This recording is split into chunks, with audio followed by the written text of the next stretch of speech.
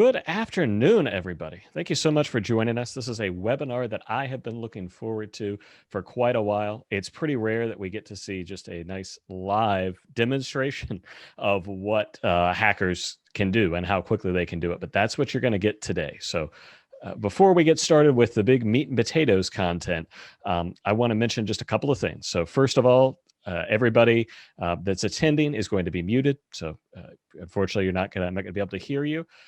But there is a place that you can post questions. And so what you can do is you can ask it with the Q&A button that should be down at the bottom of your Zoom window. If you don't see it right away, just move your mouse towards the bottom and then that little bar will pop up and you'll see Q&A. So please go ahead and ask any questions you've got.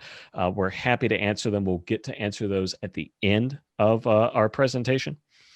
And we've got a special giveaway here at the end that you're going to want to hear more about.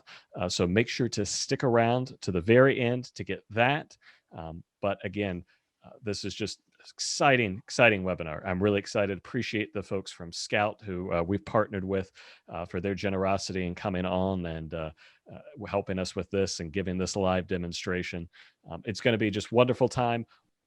All right, so let's go ahead and get into it. We've got a lot to cover today. I don't want to tie up anything here, but again, this webinar is brought to you by us here at Parkway Tech, and I'll talk a little bit more about us here in a moment, as well as the wonderful folks at Scout Cybersecurity that we're partnered with. This is going to be just a fantastic time. You're going to get to see a live hacking demonstration. You're going to get to find out how you can keep your email secure, because we've been seeing more and more email compromises lately, and they're getting nastier and nastier. So let's go ahead and get started with some introductions here. So if you're not aware of who I am, I'm Chris Michalek, the founder, VCIO of Parkway Technology Solutions. I've been around now just about 13 years. I'm sure we've got some clients here, at least on this webinar. My background in IT actually started when I was in my teens and took a job at a local computer repair shop in Eastern North Carolina.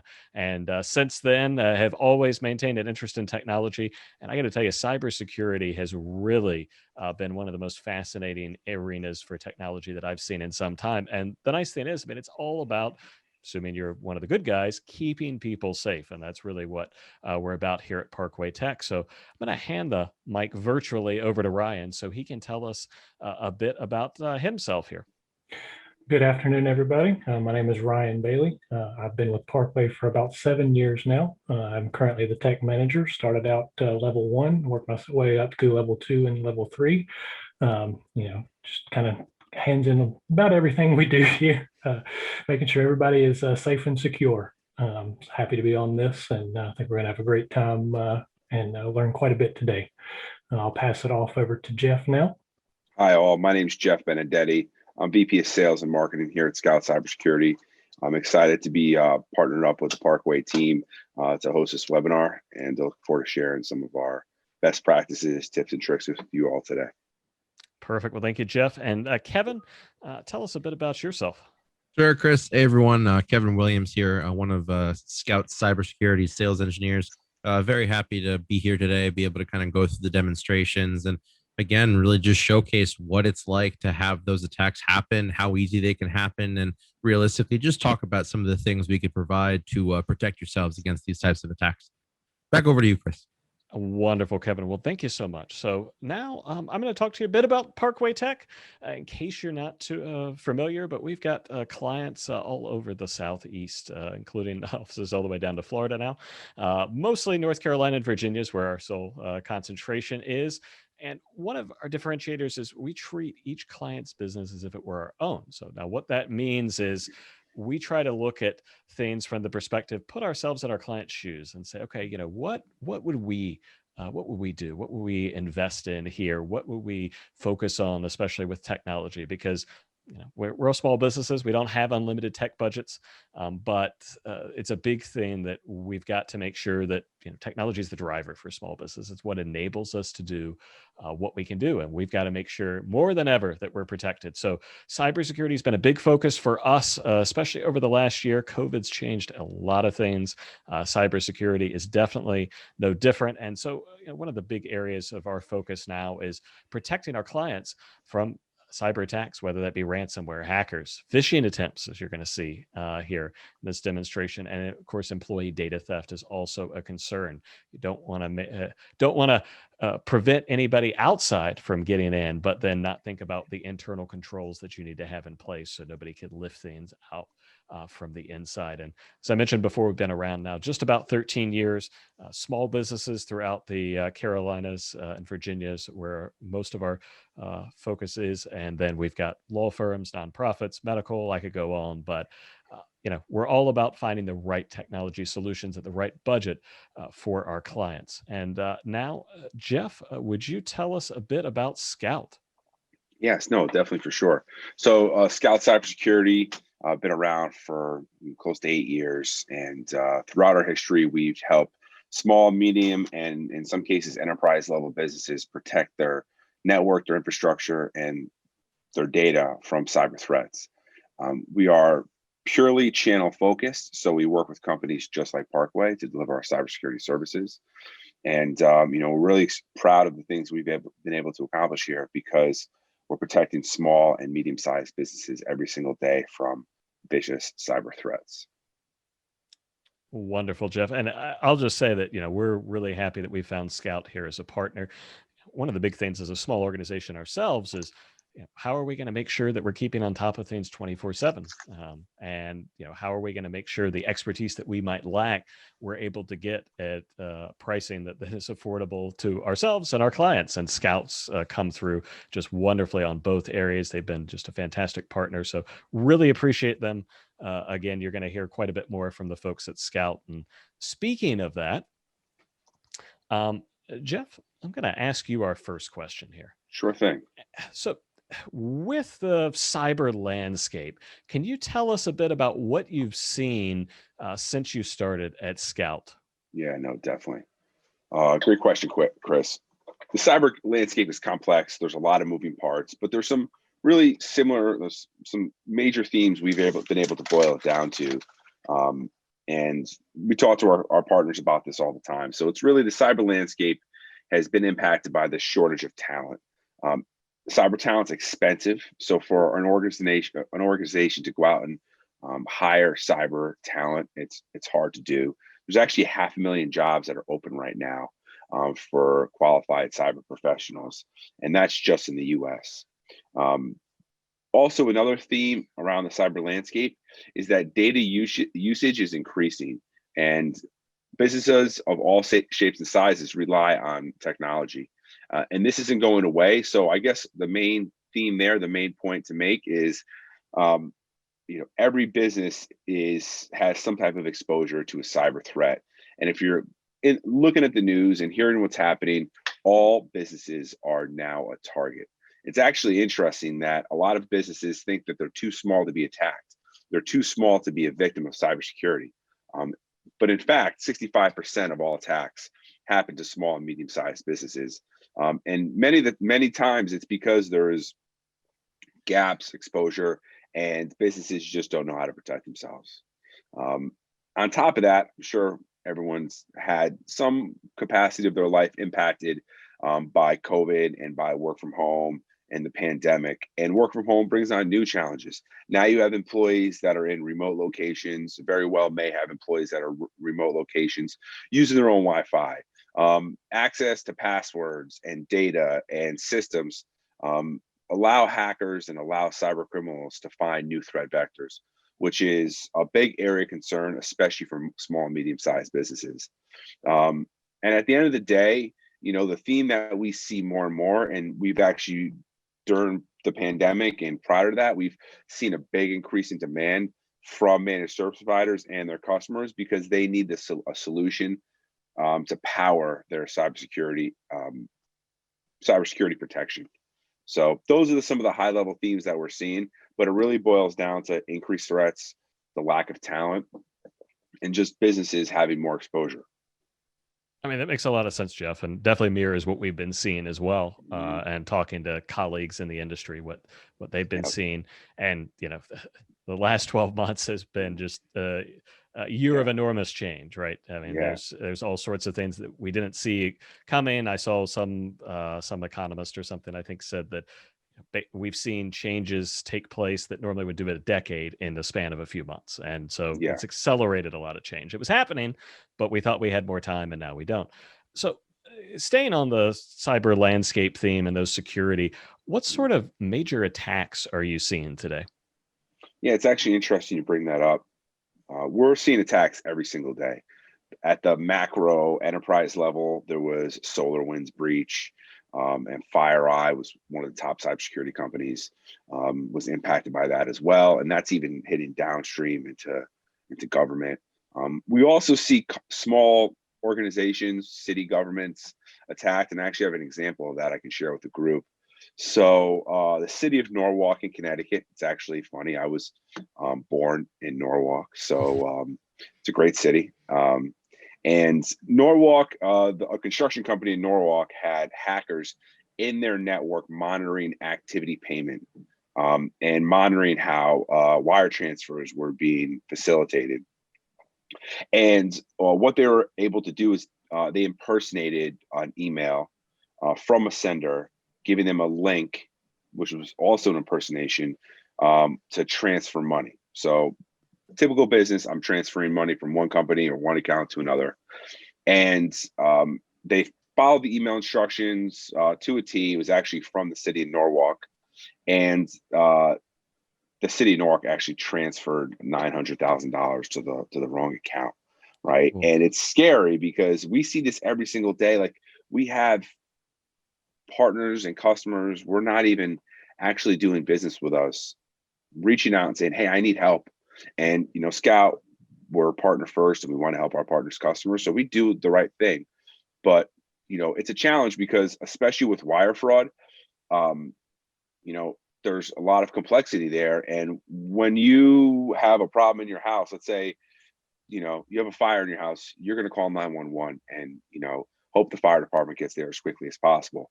But with cyber attacks, there's no one number to call, and that's why a partner like Parkway is so critical for small and medium-sized businesses, because when that wire fraud does hit, it's brand, it's the actual money that's at stake. So there's a lot of variables at play, and having that one number is critical. Yeah, absolutely. And you mentioned the brand damage, right? I think that's something Mhm. that we've been talking to clients more and more about understanding. Is just put yourself in the shoes of you being a client of your business, and then you're having to announce that we've been breached. We don't know exactly what's been taken. Yep. We've had this maybe $1 million loss or something if it's a wire fraud thing, Yep. and picture then the news media loves a story, right? So that's going to be, especially in the markets that we're in that are smaller media markets, that's going to be on the local news at some point, at least on their Yeah. website, probably, Yeah. and, just put yourself in those shoes, think about it, and then think, you don't want this to happen. What, what's a Mhm. reasonable price to pay to prevent that, right? Yeah. Because Definitely. that's what we're talking about. Well, Definitely. Yeah. Jeff, I mean, I just one other thing to add, Chris, is absolutely. anyone who's listening right now, go on to the web browser and Google cyber attack in the county they're in or the city they're in, and I'll guarantee you can find a small, medium-sized organization that's been impacted. Yeah, If you're looking for absolutely. a story that hits close to home, like Norwalk, hit home for me. Yeah, I mean, I heard about one yesterday from a major company, not in our industry, but one of our clients' industries. And they're like, "Hey, did you hear so and so got hit by ransomware and networks down indefinitely, and they don't know when it's going to be back up." So it's definitely something. You just never know. Well, Jeff, I appreciate that. And Ryan, I'm going to turn the floor over to you for just a bit because I've got some questions for you now. Speaking closer to home, what kind of risks have you seen recently? Definitely. So recently, I was part of a case where a mid-level employee had their email password compromised. It was discovered after the account was blacklisted for sending spam. So our team went in, found multiple login account or attempts from across the globe. We changed the password on that account, locked it for 24 hours. We thought all was well, but a few days later, we started noticing some missing emails. So our team dives back in, finds out the account was once again compromised. This time, a mail flow rule had been set up to redirect emails from the organization's top members and accounting staff into a specific folder. So mail would come into the inbox, immediately be marked as read, and then moved into the RSS feeds folder. This is a default folder, but it's not one that's very widely used. So you probably wouldn't be checking there very often. So they didn't actually find this out until the CFO comes knocking on the door trying to figure out why his emails were not being responded to. So the intruder was able to get in, find what they wanted, find out where it was going, where they could hide it, and then look at it at their leisure. So again, that account had to have its password changed, had to be locked again for another couple of hours. So our team then went to question the user. For this to happen multiple times, there had to be something kind of going on.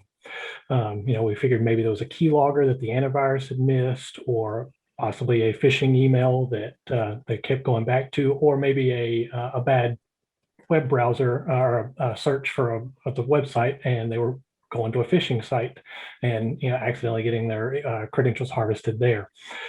Turns out in this case, the user actually reset their password back to the compromised password that was originally found.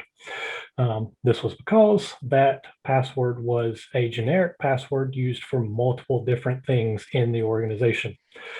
Yes. So not just this user's email account, but also their accounting software, website logins, you name it. So, we had to then go in, reset again, had to go in and figure out what had been found, figure out what had been compromised, then also try to go in and get the other accounts that were using the same password, get those resolved as well. So how could this have been avoided? Firstly, generic password should not be used in an organization. You don't want your frontline employees to log into their email with the same password that a C-level would log into. They could easily just log into their account in that case. You also, if you use the same password on multiple accounts, if one is compromised, like in this case, multiple accounts are compromised. So secondly, if you know or suspect that a password has been compromised, you should decommission it immediately. You don't want to make your new passwords variations of the old password either. For example, ABC123 exclamation point or ABC1234 is not a good password if your original password was ABC123. Third, investing in dark web monitoring would be a good option here. This will alert you if any of your passwords have been compromised. Maybe you don't know it yet, but if that password has been sold on the dark web and you get alerted, you know that you need to go in and get that changed immediately. It's a lot better to be out in front of that and find out from that than to find out by an actual compromise and having someone contact you and saying, hey, you're sending spam emails, or hey, have you not gotten this email? And you go find out it's because someone else has already seen it and responded or taken the important information from that email. Finally, enabling two-factor authentication on your accounts is crucial. This means that even if your email password is compromised, the hacker would need your cell phone and the code that comes to that phone to be able to log into the account. If this would have been enabled on the account in the example earlier, then the intruder would have been stopped in their tracks on the first attempt, and they would have never had a chance at the second. Well, yeah, wonderful information. And I mean, you hate to see these things. I think I'll just mention too that, it sounds kind of simple as Ryan's laying it out in terms of what we had to do. But I mean, this was several hours process. This was several hours where the user was without their email as well, because we had to just completely lock the account from any logins until, you figure out what is going on. So this is definitely a business disruption. And you can imagine too, if it's happening to multiple people in your organization, I mean, email is the lifeblood of any organization, right? So this is a big deal. Now, Ryan, I know you've been working extremely hard over the last several months to take folks remote, help companies kind of figure that out. In fact, literally in some cases working overtime. Tell us a bit about, what are any new risks? Because we're so used to having everybody kind of in an office, and people maybe remote in a few times a year when they go on vacation or if they're sick or something. But with COVID and everybody suddenly having to do it, what sort of risks have we seen over that last 12 months? Sure. So there's a couple of big issues. I'll kind of go over those here. And the biggest being that when your employees leave the company, how do you handle that? So there's quite a few variables in that situation. And, a lot of those can make it turn south very quickly. In a perfect scenario, an employee may put in their intent to leave beforehand. The departure can be planned and executed easily by both parties. The accounts can be deactivated at the end of their last day, and they can drop their equipment off at the office at a designated time, and everyone moves on with no issues. But what happens when the employee quits unexpectedly or has to be terminated? Locking their accounts is not immediate, and they still have physical access to their work equipment. What if they start to download important company files to take with them or send out nasty emails from their work email account before they log out? Many times I've been informed that an employee of one of our clients has been terminated or left the company hours or even days after it's happened. So ideally, in these cases, you would contact the help desk beforehand if it was a planned termination or departure, set a date and time for everyone to be ready. And in the case of an employee quitting unexpectedly, you'd want to contact the help desk immediately after finding out. This will ensure that there's a plan in place and that things are being done to protect your company information and equipment as soon as possible. Another issue that's come up is work laptops being used for recreational use after hours. Maybe yourself or your children would log in and watch Netflix or play video games on the machine, and that leads to viruses, adware, spyware, things of that nature becoming or onto the machine. So work laptops should be used for just that, work. The last thing I'll touch on is the outlook of the remote work in the post-pandemic era. Right now, most remote workers are working from their home. But what happens when the restrictions are lifted and people are tired of looking at the same four walls of their home office? Maybe at that time you've brought your staff back into the office and it's not an issue. But maybe you've decided to make working remote an ongoing part of your business. And if your employees will be working remote and have the option of doing that from a coffee shop or maybe even a nice resort in the Caribbean, are they connected to insecure networks and accessing important company data?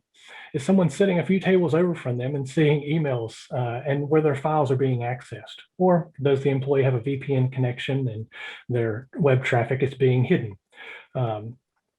Then there's also, is that employee's laptop encrypted? So if their checked luggage doesn't end up with them at their destination, someone else isn't able to just easily open that up and view the files on that laptop. Those are just a few of the bigger issues that I've seen over the last year or so. And as always, if there's any questions about remote work that anybody has, please reach out. Happy to discuss and work through those with you. Absolutely, and I'll just put a reminder before we move on to our next topic here that the Q&A is right down there below. Please submit any questions you got. We'll get those answered at the end of the presentation here. So now I'm going to turn to Kevin, the cybersecurity chief extraordinaire, and he's the team leader here in the Security Operations Center there at Scout. And I'm sure he has seen quite a few threats. So what types of things have you seen most recently, Kevin? I mean, Chris, as you can imagine, like with the transition, the pandemic, everyone going from an office back to a new kind of remote environment, you're definitely seeing a rise in attacks overall, right? Ultimately, it's not a matter of not even having the right protection in place. Everyone's guards down to a certain degree. You're looking at, you're focusing on the kids being home instead of usually being at school. You're focusing on, working with, a crowd of people at the house instead of just, you having a home office by yourself or you being in the traditional office, with other coworkers. So with that in mind, you're looking at the biggest things that we're seeing. Ransomware attacks have been on the rise for sure. We're definitely seeing an increase in business email compromise and more specifically wire fraud. So realistically, with the right tools in place and really trying to stay on your toes, you can safeguard against these the onslaught of attacks, if you will. But realistically, it's definitely these are the types of attacks that we're seeing more and more prevalent as of late. Absolutely. And yeah, I mean, it's just incredible. And I think about, we've been kind of a remote team here at Parkway for the last few years, but I remember that we had months, right, Ryan, to figure that out and to test and to say, hey, wait, what's this doesn't work. Okay, we got to figure this out. And obviously with the pandemic, almost nobody, had any sort of time, maybe a couple of days to a week or so. Now at Parkway Tech, we frequently talk to our clients about getting protected from business email compromise. In fact, I mean, I feel like it's like my sermon every week because I'm always talking to clients, and I often wonder, are they getting bored with this? Because I just feel like I'm hammering it at home, but it's a big thing. I mean, email is critical and we don't want any sort of compromise. So could you show us how an attacker could go about compromising an account and then what they might do once they get in? Yeah. Yeah. No, we can definitely kind of cover that. Ultimately, the tool that attackers can use in this example is Zfisher. It's something that, is easily attainable. It's not something that you have to go digging around for, nor are you spending an astronomical amount of money to get. So at the end of the day, if, someone had a bad day and starts transitioning to the hacking world, you're looking at that kind of happening pretty quickly. So on the left-hand side, we've got Zfisher. On the right-hand side, we've got the email that the attacker has crafted to actually trick the end user into thinking, hey, this is legitimate Microsoft security alert. So the first thing that we're going to do is go ahead and select Microsoft so that the link that gets generated, it will bring the user to a page that looks like a Microsoft login page. And that's part of the convincing element of it, right? Because once we have that in place, once we have that link, we basically bury it into the emails where you see verify your identity. And to someone that doesn't have the right tools in place, this can look very convincing. So we're going to go ahead and paste this in, and then we're going to go ahead and send this off. Now, from the perspective of the victim, they are seeing their email, they see the email come through. They're not thinking anything of it, but ultimately, when you look at this from this perspective, you're able to see that it's not necessarily coming from Microsoft, but there's no indicator, right? There's no tool that they're utilizing right now saying, hey, this is a threat. This isn't coming from Microsoft. So if they're thinking, hey, I want to abide by, I don't want to get chewed out by my IT person. Let me go ahead and just take care of this really quick. In doing that action, you've actually compromised yourself because now you're thinking, all right, well, I'm not going to present this to anyone, right? Because I know I can handle this myself. But in reality, you're giving away those credentials right to the attacker. So in thinking that it's a legitimate page, pasting in your password, sending it off, it's not so much that Microsoft got it. Now the attacker has it. So when we switch over to this perspective of the attacker, you could see that we do have the password, we do have the account here, but now it's a matter of testing it out, right? So we'll go ahead. We have the email already pre-populated. Now it's just a matter of actually switching over and pasting that the password in. So once we've got that pasted in, we can see that we have access, but it doesn't necessarily stop there.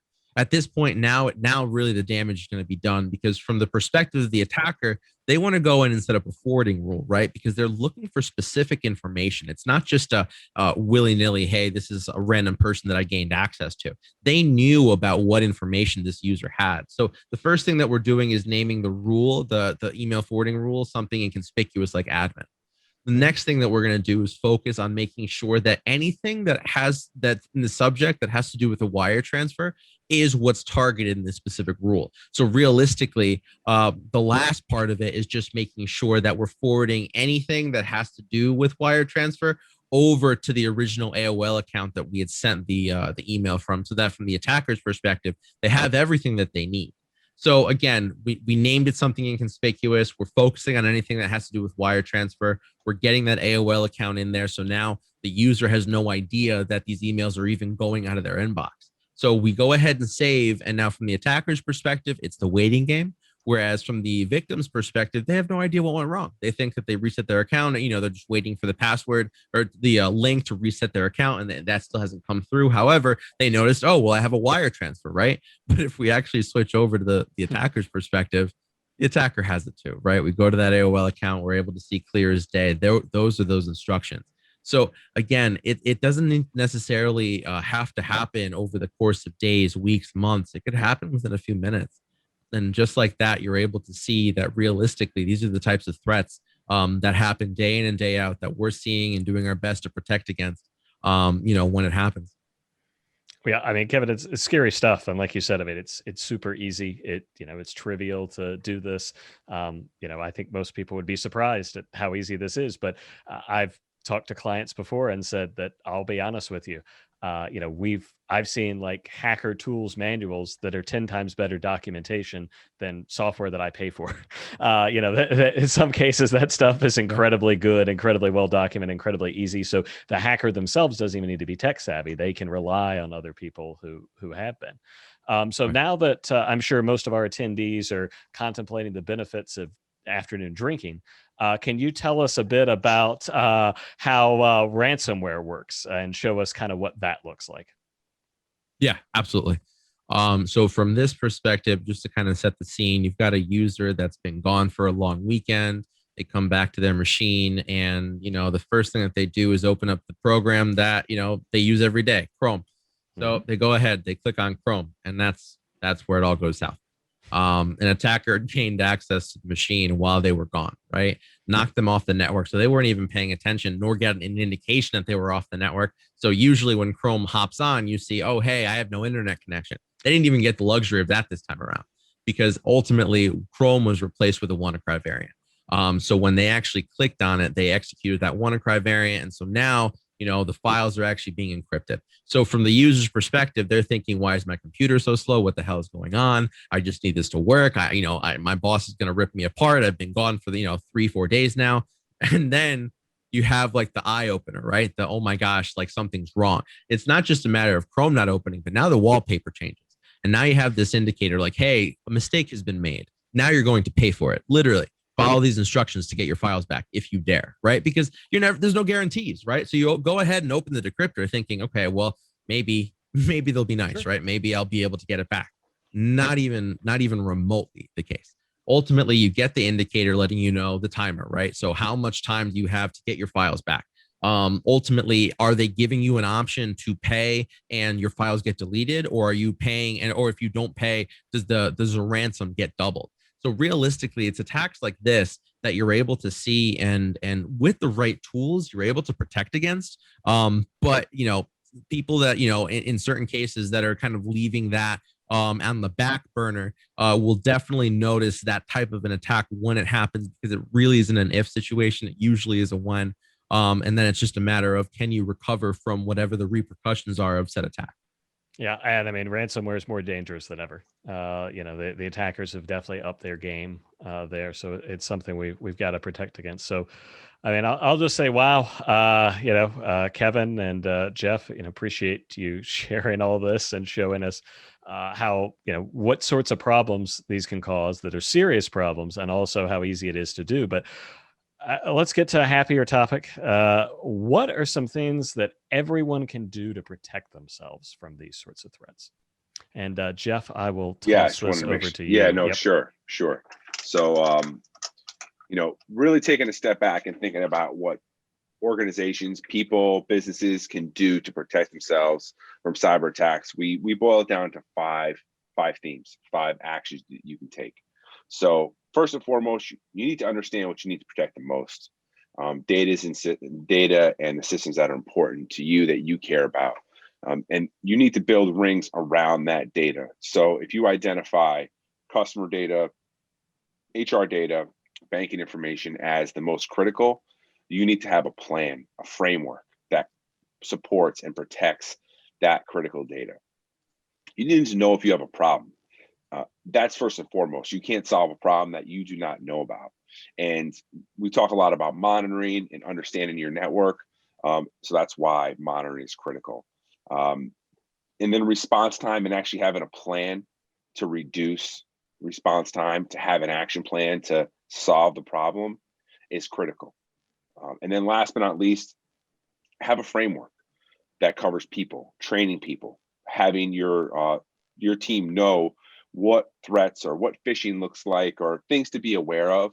Have a process for if and when a cyber attack does happen, or a process on how to move data. And then last but not least, the technology, right? Technology is critical. Just not the technology you have to utilize or maximize or operate your data and your systems, but also the technology to protect. NIST framework, if you're not familiar with it, take a look. It's a framework very similar to gap accounting. And there's really no standard that's perfect, but having a framework is critical. So just to recap, you need to know what data you need to protect. You need to protect the data. You need to know if you have a problem. And if you do have a problem, response time needs to go down. Yeah, I mean, absolutely. And, these problems can feel so daunting. I know because I've had conversations with clients and, well, what do we need to do? And, what's the FBI doing? And they're just kind of scrambling around, right? But there are certain actions you can take, and cybersecurity really is a journey. There's always new attacks, new things you need Yep. to respond to. But important thing is if you actually start to take some action, things will get better. You can protect yourself. You can certainly eliminate these big threats and keep your organization safe, and that's really what it's all about. So, at that point, we're at the time for Q&A here. So I'm going to get to that in just a moment. But I talked about a special offer. So we have a free cybersecurity assessment on offer to anybody attending today. Now, let me tell you what this looks like, because you can hear assessment and some people think this is a sales tool, but no, this is very much us doing a deep dive on your network to uncover, where that data is. I think Ryan can remember a time when we had a client that infamously didn't realize they had an HR system on some computer shoved into a back corner somewhere, and that computer got infected with, I believe, ransomware, and took out that database, and we had to mercifully, we were able to contact the developer of that software, and they were able to help, and we were able to get most of that data back. But again, we'd been working with this client for a couple of years, had no idea this was even in use. So this assessment will uncover things you may not even know you had. So storing stuff in Dropbox, that sort of thing. But then also just let you know where your risks are, so you can come up with that plan and where you align in that NIST framework, where you need to go and where it's going to be best to start. Because some of this comes down to, it's not necessarily any more expense. It's just a matter of you crafting the proper policies, crafting the proper guidelines for your staff, and then working from there, in addition to additional tools and protections and monitoring and things that go with that. So we're offering that free. It's a very nice value normally, but again, if you're interested in that, by all means, just reach out to us. We've got our email right there on the screen. You can also call us. Given the way the Postal Service is operating lately, as I have 3 packages that have been delayed over 10 days, I don't recommend you write to us if you're interested in this offer, but you can definitely email or give us a call, and we'll get you on the schedule for that. So with that out of the way, just want to thank, first of all, Kevin, Jeff, and also Ryan and everybody else here at Scout for their time today to put this on. I think this will be really valuable. We will have a recording of this available as well, so that'll be available to you. But let's go in and get to questions. We've got just a few so far. Again, Q&A buttons down there at the bottom of your screen. If you're interested in putting forth a question, you can do it there. If you think about something later, take down our phone number or email address here if you don't already have that, and feel free to send it in. So we're going to get to our first question. I'm going to toss this first question to Kevin. What do you do if you accidentally click a link in an email, or you think someone has been hacked? Yeah, sure. In this case, the best thing you want to do is, probably isolate your machine first, because you have no idea what happened, right? So disconnect your machine from the network, turn it off. Like if if you don't even know how to do that, which is fine. But ultimately, you really want to make sure that you're letting said IT person know, hey, I think something's happened. I'm not 100% sure, but I clicked something happened, something popped up and disappeared. Give as much detail as possible, because ultimately that account of the situation can be the difference between giving clarity to said IT person that's really working to remediate whatever's happening, or to prevent some type of catastrophic event from happening on site, right? So it's definitely the opposite of what one would traditionally do, in the sense of, oh, I'm afraid, I don't want to tell anyone. Maybe it was just nothing. In certain cases like that, you're definitely going to get attackers basically feeding off of those types of emotions, especially through social engineering. So realistically, it's something that it's just be wary of it as best as possible. Absolutely. Yeah. Fantastic advice. And so next question is going to go to Jeff. Can you get the money back if you're a victim of wire fraud? Good question. Pardon the pun, but I wouldn't bank on it. There's many cases out there where organizations, businesses do not get their money back. Your best bet is to identify the problem quickly, and take action quickly. Wonderful. And so, final question. And again, if you've got any other questions, feel free to get those in. But we'll be closing up soon if we don't get any more. So, final question is going to go to Ryan here. What industries do hackers target the most? And I was fascinated by this answer, folks. I'm just going to tell you that. But go ahead and give it to us, Ryan. Yes, so actually, it's the manufacturing and construction industry leading the way, and that's really because they are the least regulated industry, and they don't have a lot of two-factor setup on most of their accounts, so they slide on in there and get all that information. And a lot of those can have big contracts and big paydays that they can route in different directions. But that is closely followed by the medical and legal industries. That's where a lot of important data is passed, and that's the data a lot of these people want to get their hands on. I mean, thank goodness we don't deal with any of those industries, or maybe we deal with all of them. But yes, that's obviously a significant thing. And yeah, I mean, this is the thing too. Hackers are, they're not always the brightest, but they're certainly smart and gifted. And a lot of these are kind of coordinated campaigns as well. And they're after that data. That's what's valuable. Most of them are not in it just for the lulls, as we used to say, and just to cause mayhem.